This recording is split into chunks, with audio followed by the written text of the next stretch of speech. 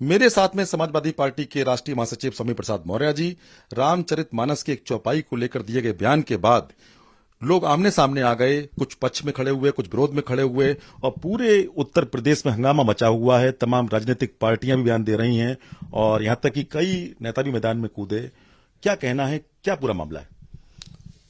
देखिए, कुल मिलाकर के मैं सभी धर्मों का सम्मान करता हूं।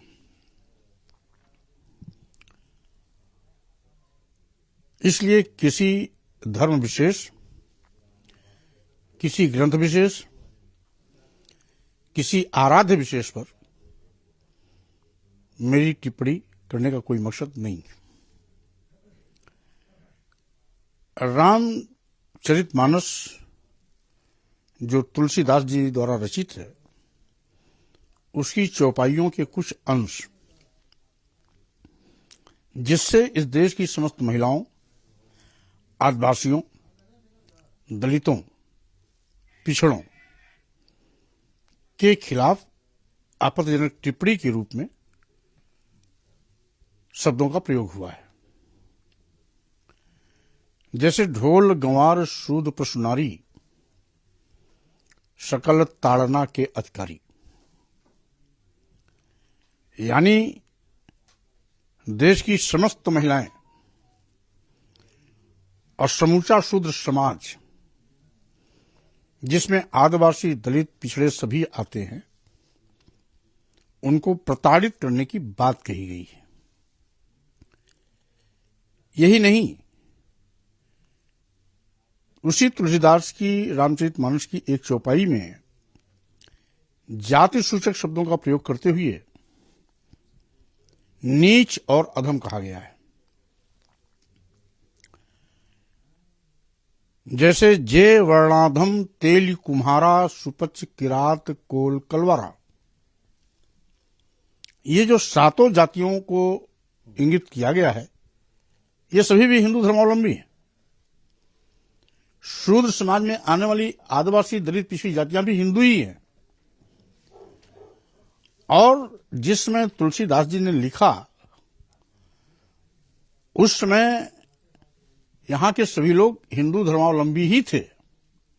महिलाएं भी सब हिंदू समाज से ही हैं, शूद्र पूरा का पूरा हिंदू समाज से ही है। अब ये पहला ऐसा धर्म है जो अपने ही धर्मावलंबियों पर नीच, अधम होने की बात करे, प्रताड़ित किए जाने की बात करे, अपमानित किए जाने की भी बात करे। एक उसी प्रसंग में एक तथ्य और आया है कि पूजहि विप्र सकल गुणहीना, पूजहि न शूद्र गुण ज्ञान न प्रवीणा।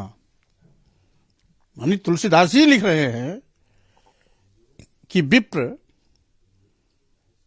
कितना भी शील और गुण से हीन हो, शील माने चरित्र और गुण यानी उल्टा अवगुण, यानी चोर, लंपट, व्यभिचारी, दुराचारी, देशद्रोही, राष्ट्रद्रोही कुछ भी हो, विप्र है तो उसका सम्मान होना चाहिए। अब सम्मान होना चाहिए, यहां तक बात समझ में आती है।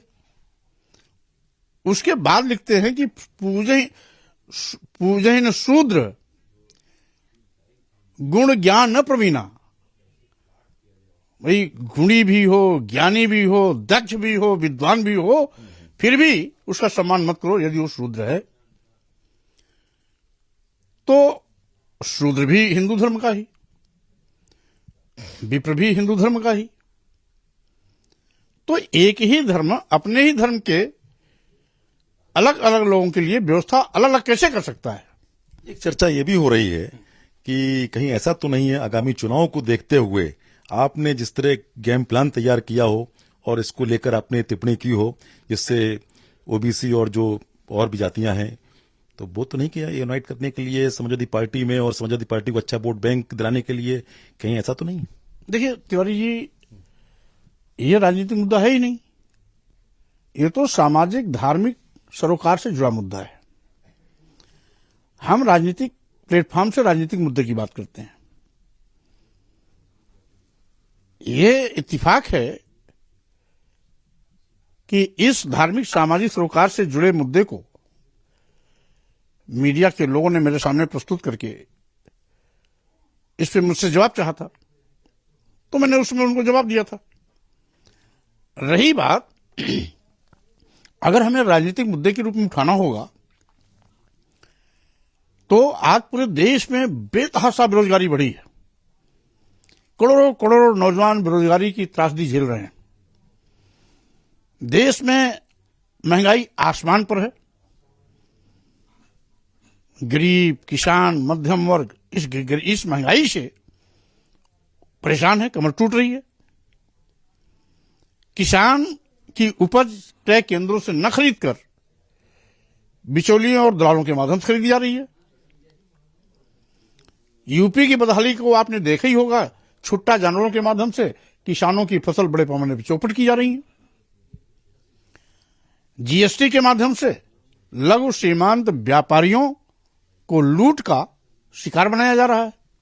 एक सवाल और उठता है कि जिस तरह आपकी पार्टी जातिगत मतगणना की बात कर रही है कि मतगणना होनी चाहिए और जातियों का निकालना चाहिए, कितनी जाति कितनी है, तो ये किस रूप में आप लोग चाहते हैं? क्या इसके पीछे क्या तर्क है? देखिए,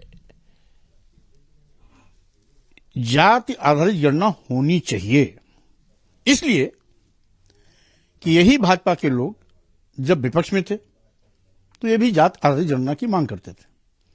कांग्रेस भी जब विपक्ष में रहती है तो जातिगत जनगणना कराने की मांग करती है। सत्ता में आने के बाद इन दोनों को साफ सूंघ जाता है और माननीय सर्वोच्च न्यायालय, माननीय उच्च न्यायालय समय समय पर जब कोई आरक्षण से संबंधित प्रकरण माननीय न्यायालय में जाता है तो सरकार से वो भी सवाल करते हैं कि जाति का आंकड़ा क्या है, आंकड़ा के मुताबिक आरक्षण पूरा है कि नहीं पूरा है, आरक्षण इनको क्यों दिया जाना चाहिए, जातिगत जनगणना हमें सामने रखिए। तो उस समय सरकार ये कह करके हाथ झाड़ देती है कि जाति आधारित जनगणना नहीं है, इसलिए आंकड़ा सुलभ नहीं है। सरकार क्यों नहीं कराना चाह रही है? अब कराना तो चाहिए, क्योंकि 1931 की जाति जनगणना के बाद आज तक अनुसूचित जनजाति की लगातार जाति आधारित जनगणना तो हो रही है, लेकिन पिछड़ों की या अन्य की नहीं हो रही है। जबकि माननीय सर्वोच्च न्यायालय और माननीय उच्च न्यायालय एक बार नहीं दर्जनों बार आवश्यकता अनुसार इसकी मांग कर चुके हैं। और साथ ही साथ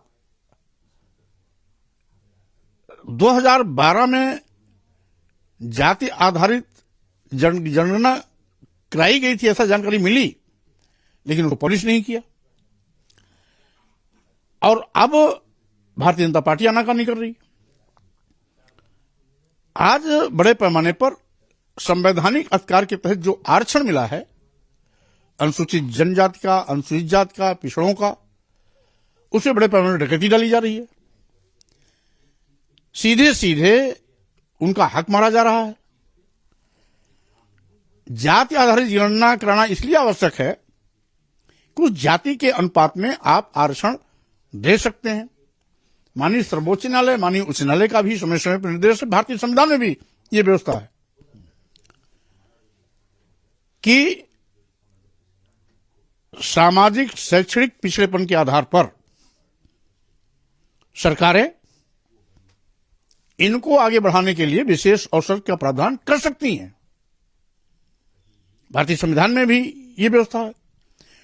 लेकिन जाति आधारित जनगणना इसलिए नहीं करा रहे हैं कि 1931 के बाद अगर हम जातिगत जनगणना कराते हैं और कहीं इनकी आबादी 60 या 60 के ऊपर चली जाती है तो उसके अनुपात में हमको इनको आरक्षण देना पड़ेगा। इसलिए ये दाएं बाएं कर रहे हैं। जबकि अभी जब से विशेष रूप से माननीय प्रधानमंत्री नरेंद्र मोदी जी का राजनीति में केंद्र में प्रादुर्भाव हुआ, उनको भी इन सारे पिछड़ों ने पिछड़े के नाम पर ही वोट दिया। एक बार का रोना रोया, कांग्रेस पे तंज कसा, कांग्रेस के एक नेता ने कहा था कि निम्न सोच ही है। निम्न सोच को उन्होंने निजी जात से जोड़ दिया था और इसी को रोना रोया था पूरे देश में कि मैं निजी जात का हूं, मैं पिछड़ा हूं, इसलिए मुझको निजी जात कहा गया। तो इसी नाम पर इन्होंने वोट लिया, इसी नाम पर पूरा पिछड़ा लामबंदी हुआ और उन्हीं पिछड़ों के हक हकूक की बात आती है, अधिकार की बात आती है, तो पिछड़ों के नाम पर बनी हुई सरकार आज पिछड़ों का ही गला घोट रही है। तो हम तो ये कहना चाहते हैं भाई जातिगत आधारित जनगणना करा लो, आप जिसके हिस्से में जो आए उसको दो, कौन मना कर रहा है। एक सवाल और उठता है, जिस तरह अभी आपने जो बयान दिया था उसके बाद तमाम धमकियां भी आपको मिली, तो ये धमकियां कहीं आपको ऐसा तो नहीं कहीं विचलित कर दें और तमाम ऐसी धमकियां दी जो कि बहुत ही मैं ज्यादा नहीं कह सकता, लेकिन फिर भी कहीं विचलित तो नहीं इससे हो जाएंगे? देखिए, दो चीजें हैं। सच की लड़ाई लड़ने वाला न कभी विचलित होता है, न डरता है, न पीछे कदम हटाता है। रही बात इन धमकियों से, धमकी देने वालों के असली चेहरे जनता के बीच में आ गए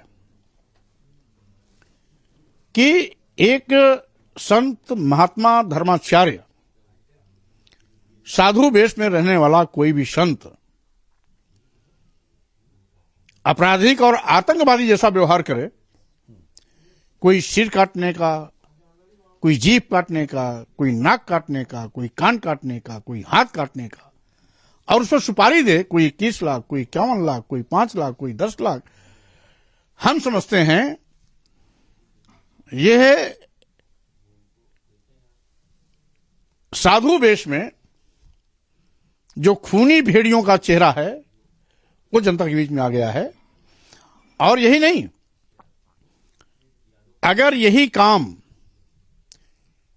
जो हमारे सिर काटने, कान काटने, जीभ काटने, नाक काटने और हाथ काटने की बात कर रहे हैं, यही धमकी कोई और देता तो अब तक उसके यहां बुलडोजर भी पहुंच गया होता, FIR भी हो गई होती, जेल भी चला गया होता।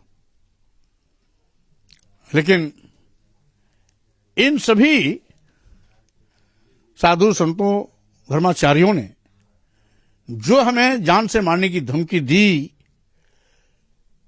सिर काटने के लिए सुपारी दिया, जीभ काटने के लिए सुपारी दिया, हाथ नाक कान काटने की सुपारी दिया, मार डालने की धमकी दिया, उन पर माननीय मुख्यमंत्री बाबा की कृपा है।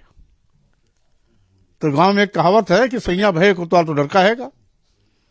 बाबा मुख्यमंत्री हैं तो स्वाभाविक रूप से साधु वेश में सारे बाबा कोई भी नंगा नाच करें, आतंकवादी का व्यवहार करें, माफिया का व्यवहार करें, काटने मारने की बात करें, सब खून माफ। तो ये तो सरकार को सोचना चाहिए कि कानून को अपने हाथ में लेने की छूट कैसे मिल सकती है।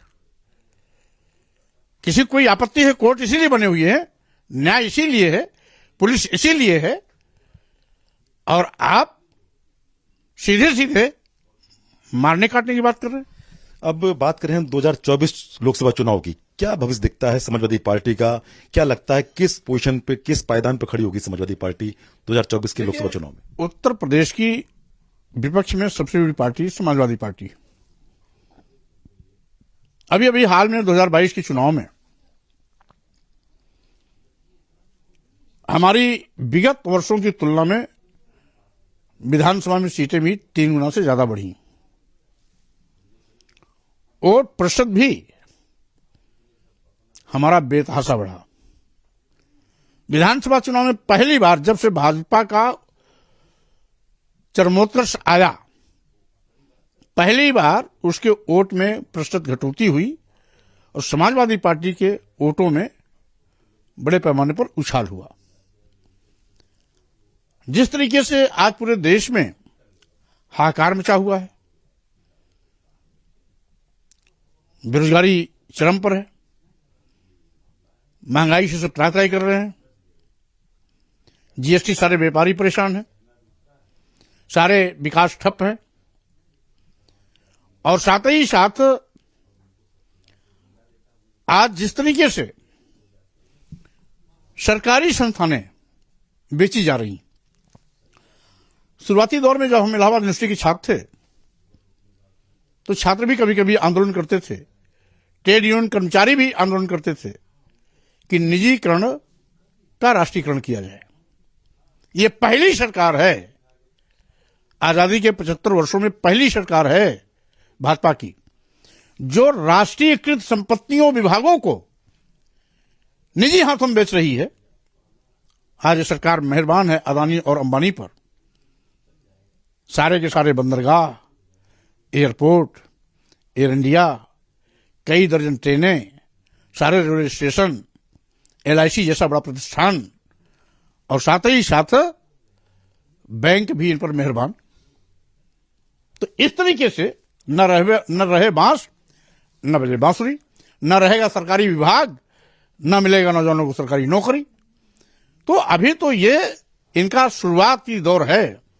अगर कहीं और लंबे अरसे तक रह गए तो सारे सरकारी विभाग अदानी अंबानी संभालेंगे और ये ईस्ट इंडिया कंपनी की तरह लूट करके सारा का सारा देश का पैसा अदानी और अंबानी तिजोरी में भरने का पाप करेंगे। इसलिए जनता 2024 में इनको हटाने के लिए मैदान में आएगी और 2024 का लोकसभा का चुनाव भाजपा की विदाई का चुनाव होगा। जिस तरह स्वामी प्रसाद मौर्य जी ने अपनी बातें बहुत ही बेबाकी से रखी और हर चीज उन्होंने स्पष्ट की कि कितना इस सरकार है कितना नुकसान पहुंचा रही है, यहाँ तक कि बेरोजगारी लगातार बढ़ती जा रही है, तमाम ऐसे मुद्दे थे। यहाँ तक कि रामचरितमानस को लेकर जो चौपाई पर बयान दिया उसको लेकर भी अपनी बात एकदम साफ की है। तो ऐसे में साफ है कहीं ना कहीं समाजवादी पार्टी के नेता स्वामी प्रसाद मौर्य खुलकर बोल रहे हैं और अपनी बात को लेकर अडिग भी हैं और अखिलेश यादव भी उनको कहीं ना कहीं समर्थन कर रहे हैं। भारत एक्सप्रेस के लिए कैमरामैन राहुल के साथ सुशील कुमार तिवारी, लखनऊ से।